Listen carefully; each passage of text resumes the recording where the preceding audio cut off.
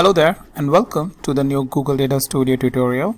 And in this tutorial I will show you how you can apply the themes which are available within the Google Data Studio. So if you look at the themes, this is present over here on the right hand side. As you can see, you have the option of theme as well as the layout. What should be the layout? So let's look at some of the themes which are available here.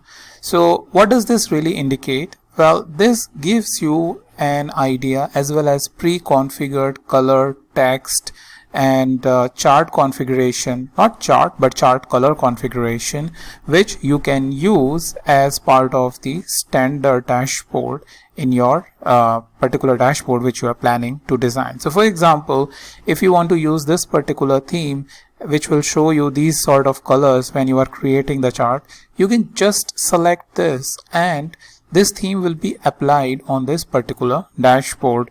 Now you don't see any effect because right now we have not added any text or any charts which will show you these changes. But if I, let's say, click over here on this theme, you will see that background will change because this theme uses a particular background. Similarly, if I want to use this theme, I can just select this and it will show you the dark background as it is shown over here in the themes. Now you have themes which is present over here, a lot of different themes which is basically given by the Google Data Studio as a pre-configured theme, but you have options that you can extract the theme from an image. Let's say you have an image which you really like based on what charts, what sort of text configuration which is given over there, and you want to extract that. And apart from that, if you want to change what is given in the existing theme, for example, if I select this is the theme which is present over here, and you want to customize, then you can customize over here. Once you click on customize, you have a lot of different options over here, like the report background, what should be the text style.